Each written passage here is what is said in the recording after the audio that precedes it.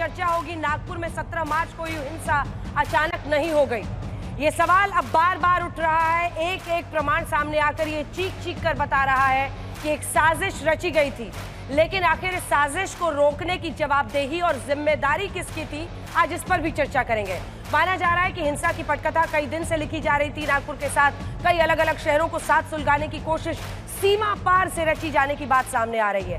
सवाल है कि अगर इंटरनेशनल साजिश है तो इसके कितने किरदार हैं? क्या हिंसा का मास्टरमाइंड बताया जा रहा फहीम खान मुख्य आरोपी है या वो सिर्फ एक मोहरा है? नागपुर में जुमे की नमाज को लेकर प्रशासन सतर्क रहा। पुलिस कई इलाकों में फ्लैग मार्च करती हुई भी आज दिखी। इस बार औरंगजेब विवाद में महाराष्ट्र में जो हिंसा भड़की, उसमें सोशल मीडिया का जबरदस्त दुरुपयोग किया गया, ऐसा सामने आ रहा है। एक सोशल मीडिया पोस्ट जिसको लेकर महाराष्ट्र के जो धाराशिव जिला है वहां पर कल हंगामा हो गया। सैकड़ों की संख्या में हिंदूवादी संगठनों के लोग सड़क पर उतरकर टायर जलाने लगे। तस्वीरें आप देख ही रहे हैं। नारंगवाड़ी जो इलाका है वहां पर उमरगा लातूर हाईवे रोक दिया गया है, जिसके बाद कई किलोमीटर लंबा जाम लग गया है।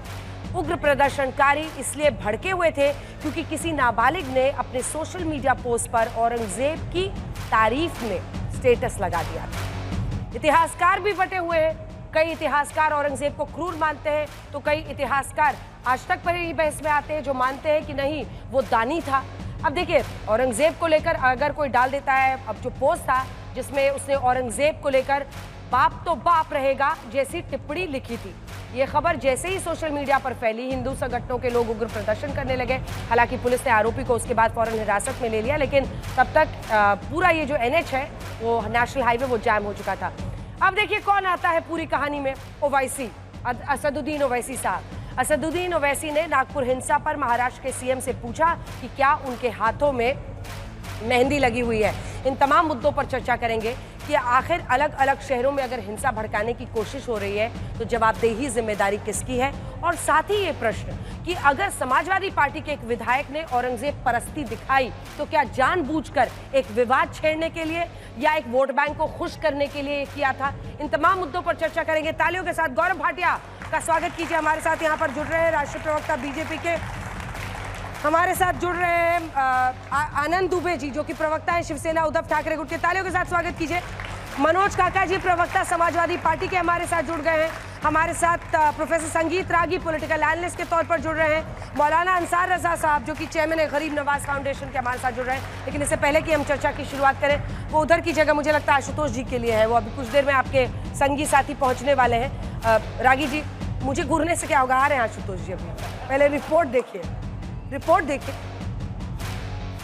नागपुर में हिंसा के बाद आज पहला जुमा है, इसलिए प्रशासन के सामने कड़ी चुनौती थी कि कैसे जुमे की नमाज शांति से बीत जाए। पुलिस के जवान हिंसा प्रभावित इलाकों में फ्लैग मार्च करते दिखे, जिससे लोगों को संदेश दिया जा सके कि वो महफूज हैं। लेकिन नागपुर में हिंसा प्रभावित 10 में से 8 थाना इलाकों में कर्फ्यू के हालात अब भी बने हुए हैं। धीरे धीरे यहाँ पर स्थिति सामान्य हो, इसकी कोशिश पुलिस कर रही है और उसके लिए सारे एहतियातन जो कदम है वो उठाए जा रहे हैं। पीछे से अगर आप देखेंगे तो जो अंडर कंस्ट्रक्शन मेट्रो का काम है, उसके लिए जो ब्रिज, उसके लिए आप जो सामान रखा हुआ था, वो क्रेन से सामान जो है वो उठा करके ले जाया जा रहा है यहाँ से। नागपुर में हिंसा के 4 दिन बीत चुके हैं, लेकिन फिजा में अभी भी तनाव बना हुआ है। उधर हिंसा की साजिश के बांग्लादेश कनेक्शन को लेकर तफ्तीश भी जारी है। ये उसमें समझ में आ रहा है कि वो जो वीडियो था, वो वीडियो को थोड़ा डॉक्टर करके कट करके अपने साथ में, उसके साथ में अपना एक जो वो लोग बोल रहे थे जो आरोपी हैं, और उसके साथ में वो जो उन्होंने कमेंट्स किए, इस प्रकार से एक वीडियो बनाकर, एक नैरेटिव बनाकर उन्होंने अपने सोशल मीडिया पे डाला और उसको एक फायर की तरह सभी लोगों में स्प्रेड कर दिया, जिसकी वजह तक शाम तक ये दंगे की स्थिति बनी। वहीं नमाज के बाद चिटनिस पार्क मस्जिद के इमाम औरंगजेब की शान में कसीदे पढ़ते दिखाई दिए। नागपुर के महल इलाके में 17 मार्च को हिंसा भड़की थी, जिसके बाद कई इलाकों में हिंसा की चिंगारी फैलती चली गई थी। लेकिन नागपुर हिंसा की इंटरनेशनल साजिश का खुलासा हुआ तो लोग हैरान रह गए। खुलासे के मुताबिक इस साजिश का बांग्लादेशी कनेक्शन सामने आया है। जांच में पता चला है कि सोशल मीडिया के अलग अलग प्लेटफॉर्म्स पर उपद्रवियों ने दंगे की साजिश रची थी। सोशल मीडिया पर आजम पटेल, शोएब फारूक, जाकिर अली, शानू कुरैशी, सैयद अजीज, मियां भाई, मोहम्मद शहजाद के नाम पर बने अकाउंट पर औरंगजेब की प्रतीकात्मक कब्र के साथ इस्लाम से जुड़े चिन्ह को जलाने का दावा करते हुए भड़काऊ पोस्ट किए गए। चंद घंटों के अंदर 100 से ज्यादा पोस्ट के जरिए झूठी जानकारी को सोशल मीडिया पर फैलाया गया। घरों से बाहर निकलने और मुस्लिम समाज को हमले के लिए उकसाया गया। नागपुर हिंसा का मास्टरमाइंड बताए जा रहे फहीम ने प्रदर्शन के दौरान औरंगजेब की प्रतीकात्मक कब्र के साथ धार्मिक चिन्ह जलाए जाने का आरोप लगाते हुए वीडियो बनवाया था। बाद में इस वीडियो को सोशल मीडिया पर शेयर किया गया था। साजिश के तहत धार्मिक चिन्ह जलाने का नैरेटिव बनाया गया। इस नैरेटिव को बनाने में सोशल मीडिया और फहीम ने बड़ी भूमिका निभाई। अफवाह को फैलाने में बांग्लादेश के सोशल मीडिया हैंडल का भी इस्तेमाल किया गया। पुलिस का दावा है कि प्रदर्शन के दौरान किसी भी धर्म के चिन्ह को आग नहीं लगाई गई। अभी तक 230 पोस्ट हमने आइडेंटिफाई किए हैं जिनको हमने हटाने की मांग की है और उससे रिलेटेड जानकारी भी हमने मांगी। दरअसल नागपुर पुलिस की साइबर सेल ने बांग्लादेश से ऑपरेट हो रहे फेसबुक अकाउंट की पहचान की है, जिसने नागपुर में बड़े पैमाने पर दंगे भड़काने की धमकी देते हुए लिखा है, सोमवार के दंगे तो सिर्फ एक छोटी घटना थी और भविष्य में और बड़े दंगे होंगे। जांच से पता चला है कि धमकी भरी पोस्ट बांग्लादेश के अकाउंट से की गई है। साइबर सेल ने फेसबुक से संपर्क कर अकाउंट को ब्लॉक करने की मांग की है। साइबर सेल का दावा है कि नागपुर दंगों में सोशल मीडिया को हथियार बनाकर इस्तेमाल किया गया। आजकल देखिए सभी चीज जो मैसेज है वो सोशल मीडिया पे दिया जाता है, उसी पे स्प्रेड किया जाता है। उसी प्रकार से इसमें भी जो 27 नंबर की एफआईआर है, पहले जो वीडियो बनाया गया प्रोटेस्ट का उसको डॉक्टर किया गया और वो सोशल मीडिया के माध्यम से ये स्प्रेड किया गया। इसमें सबसे पहले कह सकते हैं कि जो ओपन मीडिया प्लेटफॉर्म है जैसे कि फेसबुक है, यूट्यूब है, ट्विटर है, इंस्टाग्राम है, जिसको हमने स्टडी किया, लेकिन इसके अलावा जो महत्वपूर्ण रोल है व्हाट्सएप का, वो जब उनके मोबाइल से हम लोग जब्त करेंगे तब हम उसको स्टडी कर पाएंगे। नागपुर हिंसा में 3 डीसीपी समेत 33 पुलिस वाले जख्मी हुए थे। 17 नवंबर की रात 61 गाड़ियों में तोड़फोड़ की गई थी और गाड़ियों को आग के हवाले कर दिया गया था। कोई भी मंदिर नहीं टूटेगा, ये गारंटी हम दे रहे हैं। ना कोई मंदिर टूटा है, ना कोई मंदिर हम टूटने देंगे। पहले हमारी लाश के ऊपर से जाना पड़ेगा, फिर हम आप मंदिर तोड़िए, लेकिन उसके पहले हम अपनी जान दे देंगे, लेकिन कोई मंदिर तोड़ने नहीं देंगे। तमाम जहरीले बयानों और सियासत के बीच नागपुर में अलर्ट है। प्रशासन लगातार हालात पर नजर रखे हुए है ताकि किसी भी अनहोनी से निपटा जा सके। मुस्तफा शेख, नागपुर, आज तक।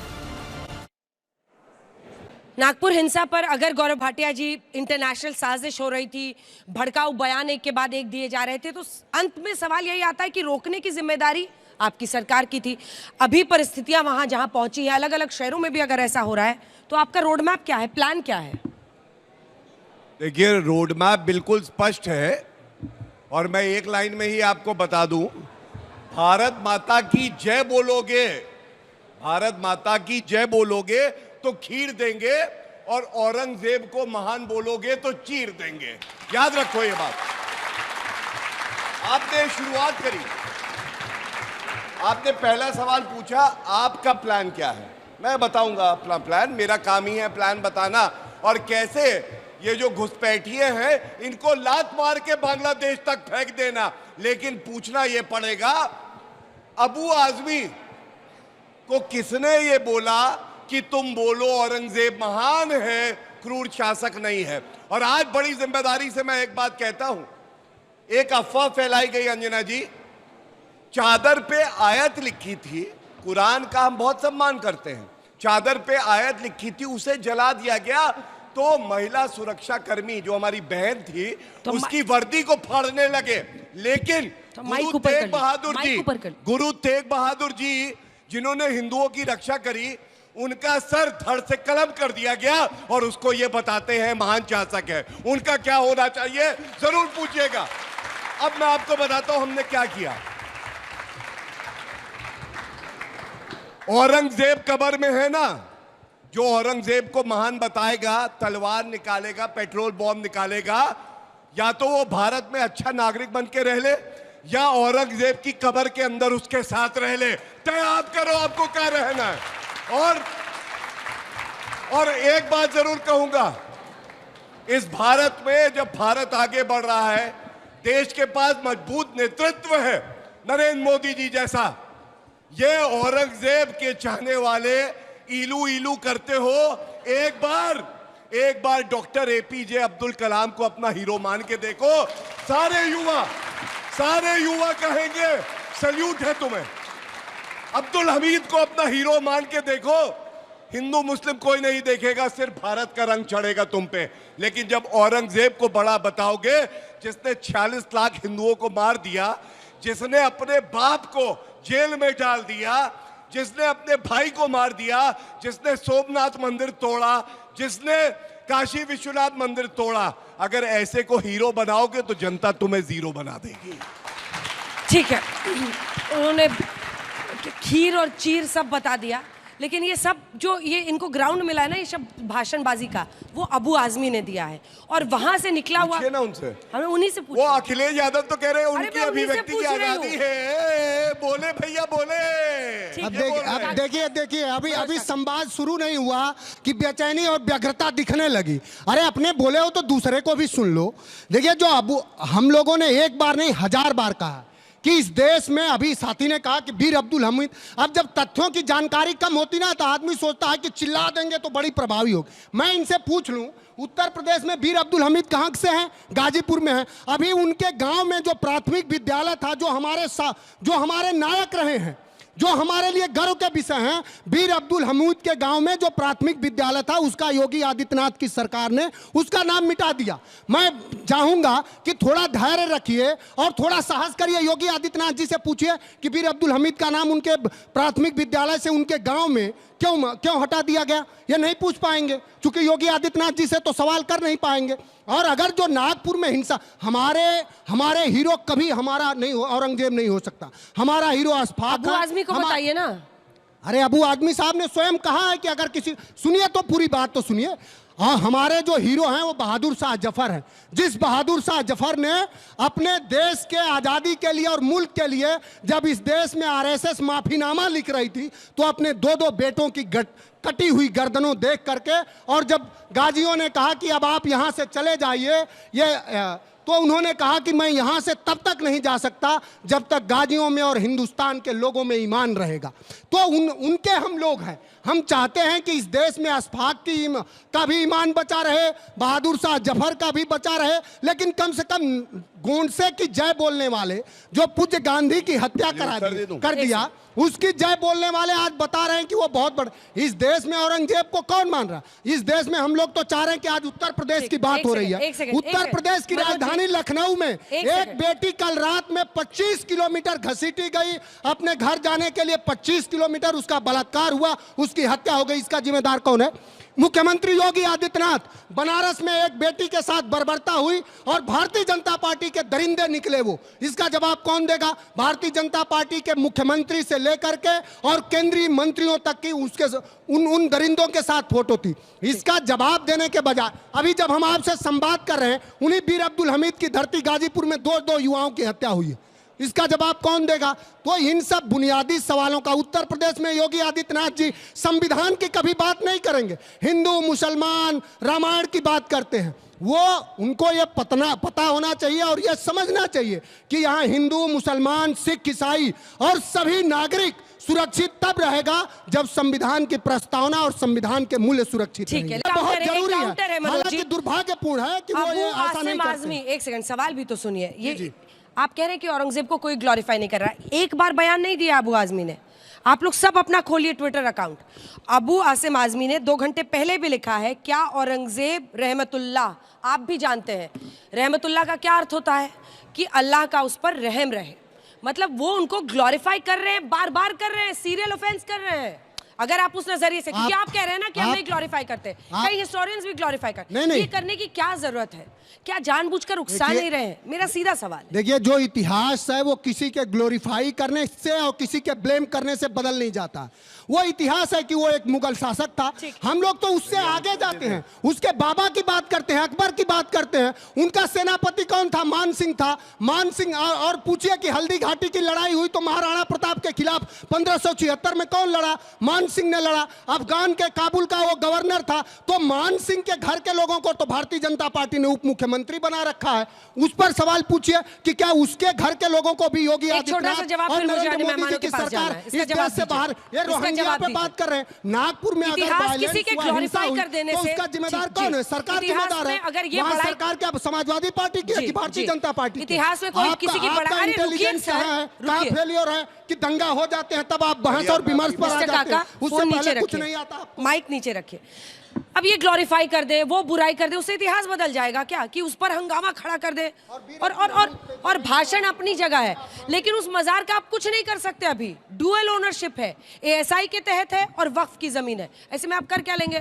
तो फिर तो ये उन्माद फैलाना है ना।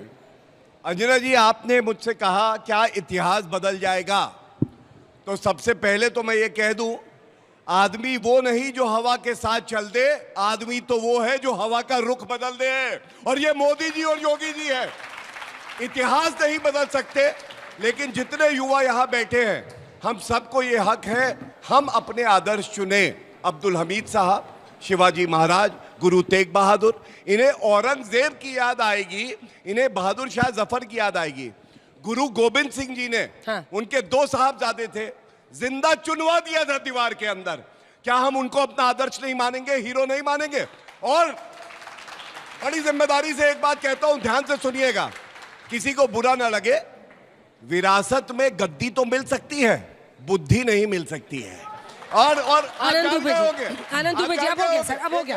आनंद दुबे, जल्दी जवाब अगर दे दूंगा अंजना जी तो बहुत तेज चुभेगा। छत्रपति संभाजी महाराज की जय। बहुत तेज चुभेगा। पूरी उसी कर लो। विरासत पूरी से कर लो। अस्तित्व बनाने एक वाले लाइन लोग से। आज विरासत की बात कर रहे हैं। अरे तथ्यों पे उसी बोल रहे थे, विरासत से अस्तित्व तथ्यों पे बनी बोल रहे थे। है। जो आज अस्तित्व है वो उसी विरासत की है। भैया पर्सनल मत बनाइए। ट्यूनिंग थोड़ी खराब पर्सनल हो नहीं गई, कर रहा हूँ, बोलते बिल्कुल नहीं कर रहा हूँ। ठीक। अगर वो नहीं करेंगे तो नहीं करूंगा, अंजना करेंगे जी। तो करूंगा।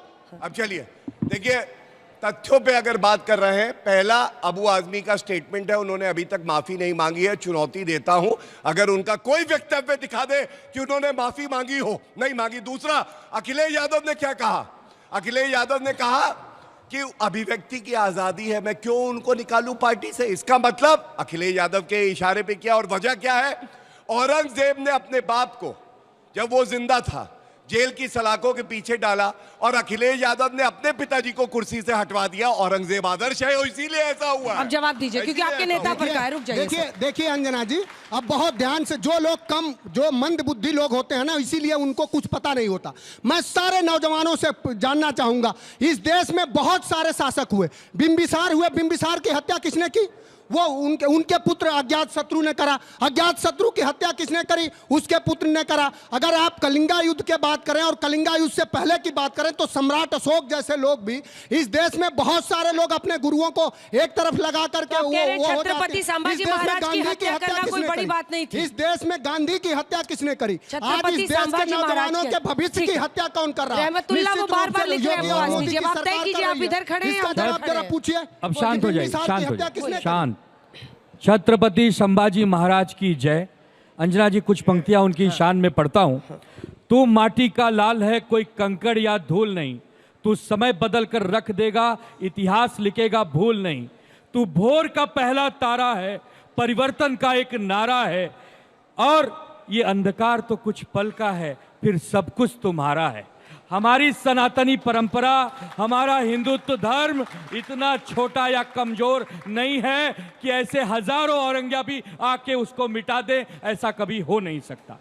दूसरा सवाल, भारतीय जनता पार्टी के कंधों पर दायित्व है कानून व्यवस्था को बनाए रखना।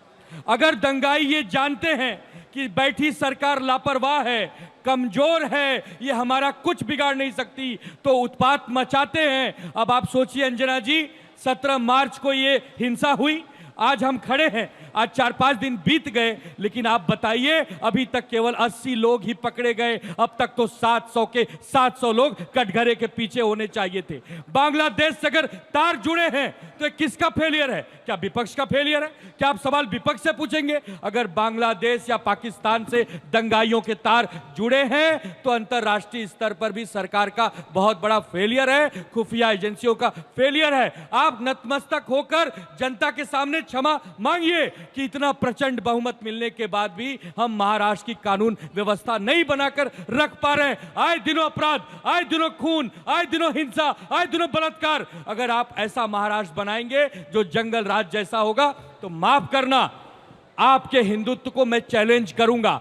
हिंदुत्व वो है जो सबका साथ, सबका विकास, सबका प्रयास और सबका विश्वास से चलता है। मोदी जी का नारा बोलने लगे, क्या हुआ? नहीं, ये मोदी जी का नारा नहीं है, ये मोदी जी का नारा नहीं है, ये हमारे देश का, ये हमारे देश का नारा है, ये श्री राम भगवान का नारा है, ठीक है, ये हमारे छत्रपति शिवाजी महाराज का नारा है। 2025 में औरंगजेब का क्या रेलेवेंस है? जिंदा रखना है, मजार के बाहर मजार उखाड़ो, ये करो वो करो, ताकि उलझी रही जनता और हिंदू मुस्लिम पोलराइजेशन होता रहे। देखिए, वाकई उसकी कोई प्रासंगिकता नहीं है, और जो चीज़ आपके लिए न्यूज़ प्रासंगिक नहीं होती है आप उसे टेलीविज़न पर नहीं चलाते हैं। जो वस्तुएं आपके घर में प्रासंगिक नहीं होती है उसे आप बाहर फेंक देते हैं। तो मजार भी और औरंगजेब भी दोनों इस देश के लिए प्रासंगिक नहीं है, इसलिए उसको उखाड़ देने में ही भलाई है। लेकिन उसकी वजह से हिंसा हो जाए, दूसरी बात क्या किया जाए? आंख बंद कर ले। इसलिए सुन लीजिए, औरंगजेब, आपके सारे दर्शकों के लिए बता दूं कि इस देश के जितने भी मदरसे हैं उसमें सब में फतवाए आलमगिरी पढ़ाया जाता है, माशरा आलमगिरी पढ़ाया जाता है, और ये हनीफी स्कूल का है जिसमें काफिरों की परिभाषा यह है, और काफिरों के लिए सजा क्या है? मौत की सजा है। और इस चीज को जब मदरसे के बच्चे पढ़ रहे हैं वो क्या पैदा लेंगे? वो टेररिस्ट ही तो पैदा लेंगे। वो दूसरे धर्मों का कभी सम्मान करेंगे क्या? तो इसलिए मैं बार बार कहता हूं कि और मुसलमानों और इस्लाम में औरंगजेब को 6th राइटियस खलीफा माना गया है। अबू बकर, उस्मान, उत्थान और एक उमर, 4 के बाद पांचवा और छठा एक खलीफा माना गया है। आप समझ सकते हैं इसकी बात का क्या मतलब हुआ? क्यों खलीफा उसको इतना माना गया? क्योंकि उसे इस्लाम की सही व्याख्या करने वाला माना गया। और इस्लाम की सही व्याख्या में क्या था? हमारे जितने मंदिर थे उसको ध्वस्त करना, लाखों लोगों की हत्या, लाखों हिंदुओं की हत्या करना, मंदिरों को तोड़ना, बलात् धर्म परिवर्तन करना, और ऐसे लोगों के साथ जो लोग भारत का मुसलमान कहता था कि हमारा औरंगजेब बाप दादा नहीं है। अरे बाप दादा नहीं है तो उसकी मजार के लिए लड़ क्यों रहे हो? वो आदमी आक्रांता था, उसके मजार के लिए भारत का मुसलमान लड़ेगा और कहता है कि नहीं हमको उससे कोई लेना देना है। सच्चाई है कि वहां नागपुर में 10 सेकंड जल्दी पूरा इसका मतलब है कि भारत के अंदर पाकिस्तान मानसिकता जिंदा है। क्या मुसलमान विश्वास के लायक है भी या नहीं है? मैं इस पर प्रश्न चिन्ह खड़ा करता हूं। आप सबको एक रंग में रंग रहे हैं। हाँ, जानबूझ के रंग मैं रंग नहीं रहा हूं, मैं दुनिया का पैटर्न बता रहा हूं कि दुनिया का एक इलाका बताइए जहां मुस्लिम बहु इलाका है और वो कम्युनली सेंसिटिव नहीं है। बाकी मैं पूरी दुनिया में बता रहा हूं कि एक ऐसा जगह बताइए जहां इस्लाम सद्भाव और शांति और भाईचारा के साथ राष्ट्र की मुख्य धारा के साथ रहा हो। क्या स्पेन में है? क्या जर्मनी में है? क्या इंग्लैंड में है? दुनिया का एक उदाहरण बता दीजिए। ठीक है, मैं अगले राउंड के लिए भी कुछ रखिए। करता हूं, इस्लाम की मूल चरित्र पर इस प्रश्न खड़ा कर रहा हूं। औरंगजेब जिंदाबाद और लब्बैक लब्बैक के नारे वहां लग रहे थे, जो कि आमतौर पर मुझे पता चला हज में ये नारा लगाया जाता है। तो ये लब्बैक लब्बैक आई एम हियर, अल्लाह वाला जो नारा जी, वो सिर्फ हज में। तो ये वहां पर नारा लगाया जाता थाने के बाहर, और फिर जब भीड़ आक्रमण। नहीं, सवाल नहीं सुना आपने। देखिए, सवाल सुनिए जी, सवाल सुनिए।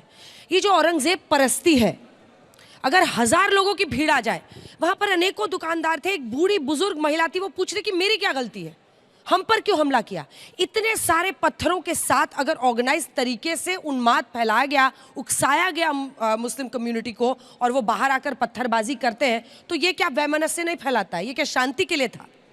अंजना जी, देखिए, मैं बार बार एक बात कहता हूं कि आप लोग जो ये शो दिखाए जाते हैं इससे बहुत बड़ा असर पड़ता है पूरी दुनिया पर। एक शायर का एक शेर है, वहाँ से मैं शुरू करता हूँ, फिर संगीत रागी जी की बात का जवाब देता हूँ मैं। मैं सच कहूंगा मगर फिर भी हार जाऊंगा, वो झूठ बोलेगा और लाजवाब कर देगा। संगीत रागी साहब ने जितनी भी बातें बोली हैं सब झूठ बोली हैं, और ये प्रोफेसर हैं। ये सर देखिए, मैं सुन लीजिए, बीच में नहीं। आपने पहले ये कहा है कि वो इस्लाम के छठे खलीफा हैं। एक मिनट, अभी कहा आपने, अभी आप माइंड मैंने कहा है और मैं उस पर अडिग हूं कि इस्लामिक थियोलॉजी के अंदर इस्लामी में है। Wait for your turn. Sir सुन तो लीजिए, जल्दी बोलिए ना। मैं अभी आपके सामने अपना सर रखने को तैयार हूं। अगर आप किसी किताब में दिखा दें कि औरंगजेब को इस्लाम का छठा खलीफा माना गया, अभी साबित कीजिए आप, वरना झूठ मत फैला। मैं अपना सर जो खुदा के सामने झुकता है, आराम से जो खुदा के सामने झुकता है, मैं सर झुकाकर सलाम करूंगा आपको, अगर साबित कर दें। वरना ये झूठ बोलना बंद कर दीजिए। हर चैनल पर आप इस्लाम को गाली देते हैं, मुसलमानों को गाली देते हैं, और उन्हीं के दम पे सरकारें बना रहे हैं। एक्सपोज करता हूं, गाली नहीं देता हूं। आप एक्सपोज नहीं कर रहे, आपको नफरत है मुसलमानों से, आपको नफरत है इस्लाम से, आपको नफरत है मुसलमानों से, और आपके जो आता है जिनको मोहब्बत करते हैं वो मस्जिदों में दंडवत होते हैं। तुम्हारा क्या लगता है वो मस्जिदों में दंडवत होते हैं? फतवा आलमगीरी क्या है? काफिर की क्या परिभाषा है तुम्हारे लिए? मेरी बात सुनो। क्या परिभाषा है हनाफी स्कूल में? सुनो यार, क्या है परिभाषा? यही पढ़ाते हो क्या अपने बच्चों को प्रोफेसर? इसी दारुल देवबंद यही को पढ़ाते हो अपने बच्चों को कि कैसे कत्लेआम करना है, कैसे आतंकवादी बनना है। इस्लाम आप दोनों को मैं बोल रही हूं, माइक छीन लूंगी मैं, माइक छीन लूंगी दोनों से। बंद कीजिए संगीत रागी, माहौल खराब किया है इस मुल्क के। संगीत रागी स्टॉप इट। मैं आपको बोल रही हूँ बंद कीजिए। Keep your mic here, mic कीजिए, ऑडियो डिप कर दीजिए। ये डिबेट ही खत्म कर देते हैं। आप बंद कीजिए इसको प्लीज सर, प्लीज। नहीं, आप दोनों को मैं माइक दूंगी तब आप बोलेंगे। Please sir, please wait for your turn. मैं नहीं चाहती हूँ कि धर्म के नाम पर, प्लीज थोड़ा सा रुक जाने। आप बोलिए, लेकिन बारी बारी से बोलिए, एक साथ मत बोलिए, बारी बारी से बोलिए। एक जो उन्होंने कहा था, प्लीज वेट। आप लगातार बोल रहे हैं साहब, अरे लगातार बोल रहे हैं, आराम कीजिए। इतना गुस्सा ने भड़कने का कुछ नहीं है। जो फैक्ट रिसर्च के जरिए निकलता है, वो 6 मुगल एम्परर थे, 6 खलीफा नहीं थे। तो आप please wait. If you have a source, quote your source, नहीं तो झूठ और अफवाह मत फैलाइए। मैं आप सबसे निवेदन कर रही हूँ, धर्म के नाम पर उन्माद फैलाइए मत यहाँ पर। हम एक रिस्पॉन्सिबल चैनल है और मैं नहीं चाहती हूँ कि धर्म के आधार पर आप किसी को रंगे या आप किसी को रंगे। असल सवाल जो मैंने पूछा था उसका मुझे जवाब नहीं मिला। आशुतोष जी आपके पास आते हो, जब मैं माइक दूंगी तभी आप दोनों बोलिएगा। आशुतोष, सब लोग अपने अपने टर्न में बोले, बच्चे भी इंतजार करें सवाल पूछने का। प्रासंगिक है नहीं है, लेकिन ये विपक्ष की तरफ से अबू आजमी है और बीजेपी कहती है ये तुष्टीकरण है। बार बार रहमतुल्लाह उनको कहने के लिए कि मतलब मर्सी बी ऑन हिम, ये समझते हुए कि उनको लेकर आक्रांता वाली जो फीलिंग है वो देश में बहुत प्रगाढ़ है इस वक्त, जानबूझकर है। क्या ये तुष्टीकरण नहीं है? सबसे पहले मैं यहाँ जो बच्चे बैठे हुए हैं उनसे कहूँगा यहाँ से निकलिएगा और जदुनाथ सरकार की किताब औरंगजेब में पढ़िएगा। टीवी डिबेट में जो बातें कही जाती है उसको ध्यान रखिएगा, लेकिन इतिहास की किताब पढ़ के खुद अपने स्तर पर आप तय करिएगा। दूसरी बात, हे मोहन भागवत जी, माफ़ करना संगीत रागी को, ये नहीं जानते क्या कह रहे हैं। मोहन भागवत जी कहते हैं बिना इस्लाम के, बिना मुसलमान के हिंदुत्व अधूरा है। अब ये लड़ाई इनकी पर्सनल लड़ाई मोहन भागवत जी से है या आरएसएस से, मैं नहीं जानता, मुझे इस बारे में कोई जानकारी नहीं है। या तो ये खुलेआम डिफाई करते हैं मोहन भागवत को, आरएसएस के प्रमुख को, आरएसएस को, एक अलग छोड़ दिया मैंने। आप प्लीज रुकिए, मैं दूंगी आपको मौका, माइक दूंगी आप दोनों को बारी बारी से। सवाल क्या है? 2 चीजें, डिबेट करना है, चौक चौराहे पे लड़ाई थोड़ी करनी है। इस देश के अंदर शायद ही कोई ऐसा व्यक्ति होगा जो औरंगजेब को अपना आदर्श मानेगा, और जो मानता है वो देशद्रोही है, उसके लिए इस देश के अंदर कोई जगह नहीं होनी चाहिए। दूसरी बात, मेरा मानना यह है कि आप उस कब्र को उठा के फेंक दीजिए। केंद्र के अंदर भारतीय जनता पार्टी की सरकार है, महाराष्ट्र के अंदर भारतीय जनता पार्टी की सरकार है, प्रचंड बहुमत वहां भी है, यहां भी बहुमत है। तो एएसआई का कानून, फलाना कानून का क्या मतलब? संसद में पास करिए, यूनानिमसली पास होगा, महाराष्ट्र की विधानसभा में यूनानिमसली पास होगा, आप हटाइए उसको। भाई जब आरएसएस के प्रमुख ये कह रहे हैं, सुनील आम्बेकर ये प्रमुख तो नहीं, ये प्रवक्ता है, वो कह रहे हैं कि भाई औरंगजेब का कोई रेलिवेंस नहीं। अगर कोई रेलिवेंस नहीं है तो रोज क्यों झगड़ा हो रहा है उसके ऊपर, क्यों दंगे इस देश के अंदर हो रहे हैं? ठीक है, तो या तो आरएसएस के प्रमुख को और आरएसएस के प्रवक्ता को अपनी बातें।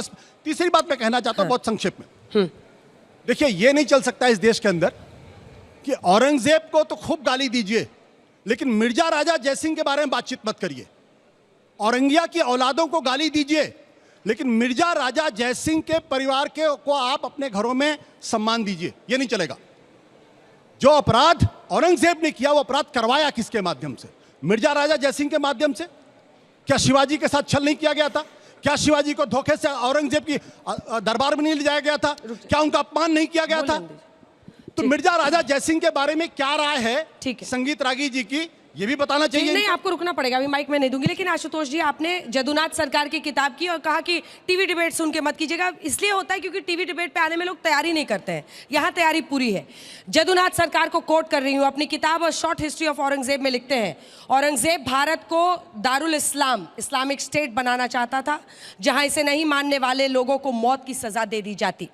कट टू नेक्स्ट बुक, जो उनके पक्ष में लिख रहे हैं, मैं कोट कर रही हूं, मैं सोर्स के साथ बता रही हूं। शिबली नोमानी अपनी किताब औरंगजेब आलमगीरी पर एक नजर में लिखते हैं कि इस्लाम के प्रति औरंगजेब का उत्साह एक संत के बजाय एक राजनेता जैसा था। वो उनको ग्लोरीफाई करते हैं। Cut to glimpses of world history by Jawaharlal Nehru, जो लिखते हैं he brought on a Rajput war, he destroyed Hindu temples by the thousand, यानी हजारों की संख्या में हिंदू मंदिरों को उन्होंने तोड़ा। मसरे आलम को आप छोड़िए, मसरे आलमगिरी में तो खुद उनका कोर्ट ऑफिशियल लिखता है कि काशी विश्वनाथ मंदिर को तोड़ा, कितने हजारों मंदिर को तोड़ा। उसके बाद ये भी लिखते हैं पंडित जवाहरलाल नेहरू कि उसी किताब में कि many a beautiful old buildings of the past and thus reduced to dust, उन्होंने बहुत सारी इमारतों को तोड़ा था। ये हिस्ट्री की 3 किताबें कोट की। छोटा सा जवाब। आप मेरे ऊपर आरोप लगाती है अगर मैं कहता कि आप इरफान हबीब की किताब पढ़ लो।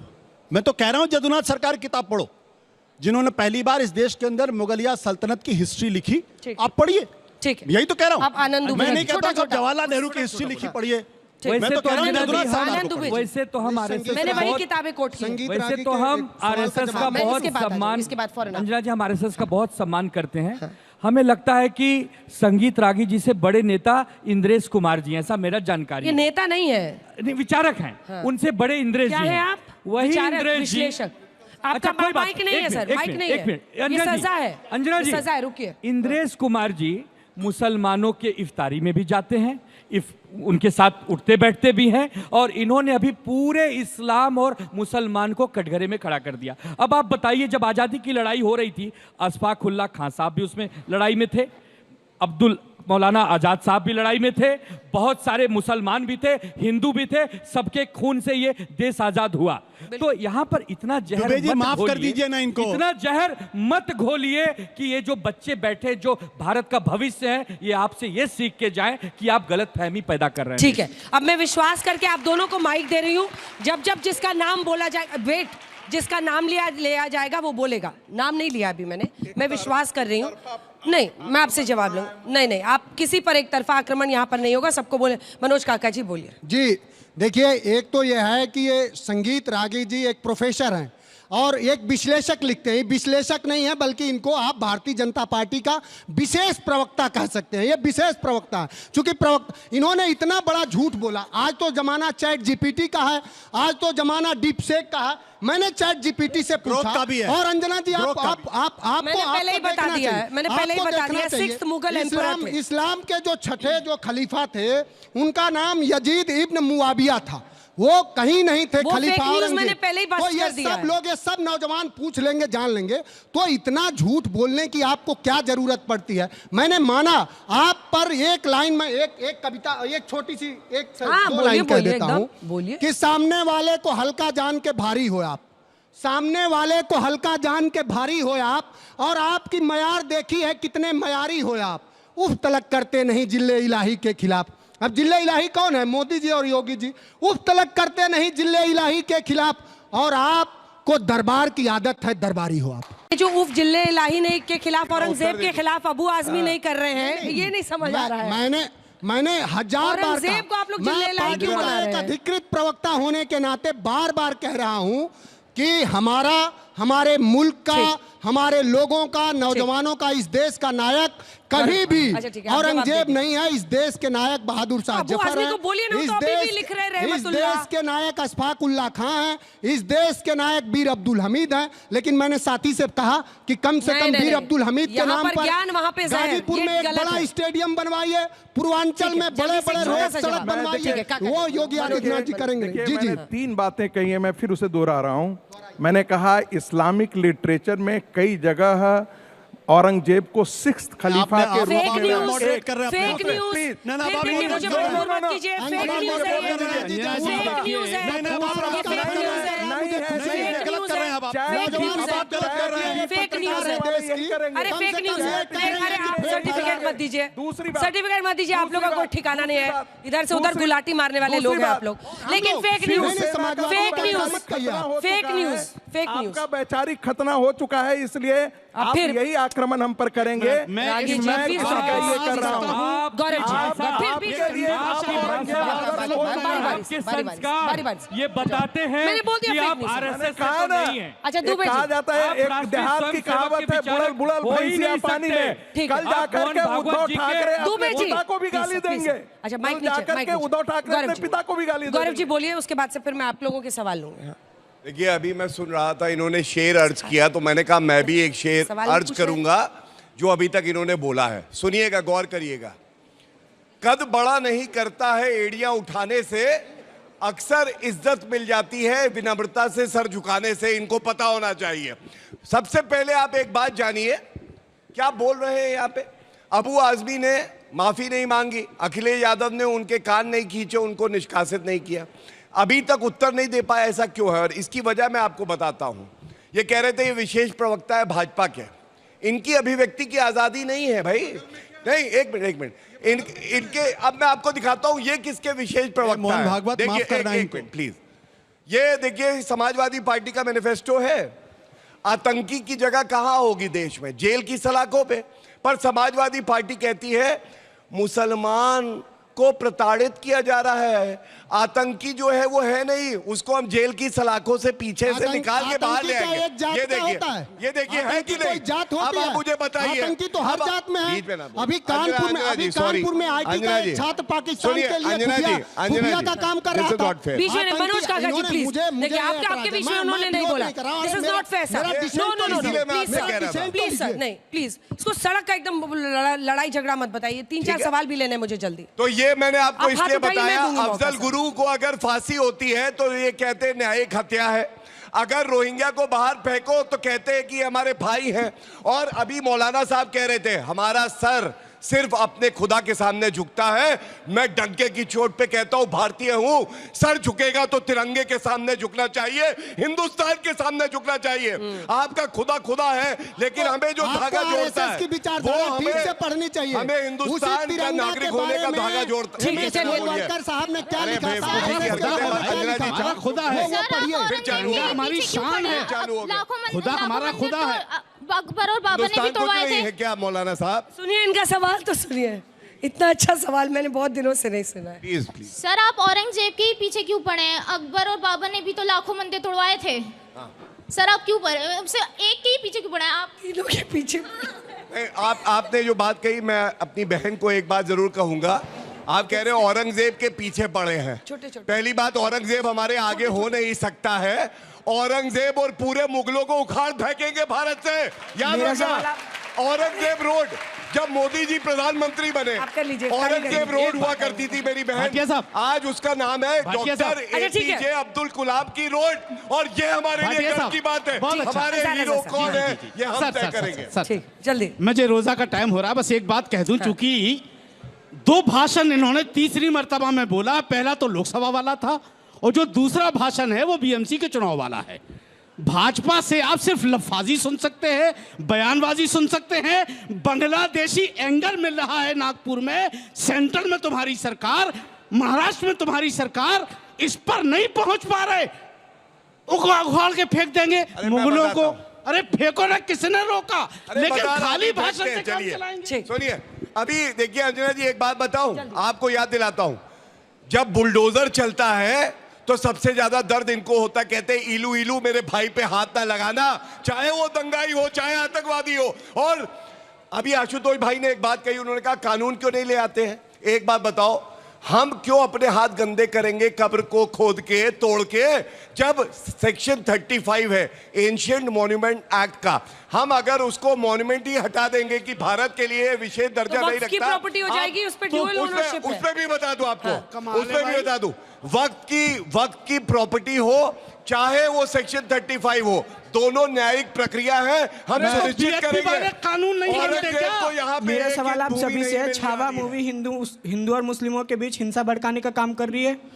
ठीक है, बिल्कुल कर रही है। मेरा बिल्कुल सवाल नहीं, विपक्ष से बिल्कुल है। नहीं। औरंगजेब ने हिंदुओं का कत्लेआम किया, क्या आप उन्हें अपना राजा मानते हैं? नहीं मानते। इसका जवाब एक लाइन का जवाब, एक लाइन पहले का, तो जल्दी से। बच्चे ने पूछा कि जल्दी। छावा मूवी जल्दी, हिंसा जल्दी, फैलाने का टाइम काम खत्म कर हो रही है। मेरे बच्चे बिल्कुल नहीं, उस फिल्म में सच्चाई दिखाई है, बहुत तुम भी अच्छा। जाकर देखो, हमने भी देखा आपके है सवाल का कैसे जवाब। हमारा इतिहास रहा, ठीक वो है, उसमें अरे प्लीज सटीक प्लीज दिखाया। सर, टाइम खत्म हो गया। मैं मुगलों को सिर्फ एक राजा जो शासन करते रहे वो मानता हूं, वो इस्लामी स्कॉलर न हमारा पेशवा।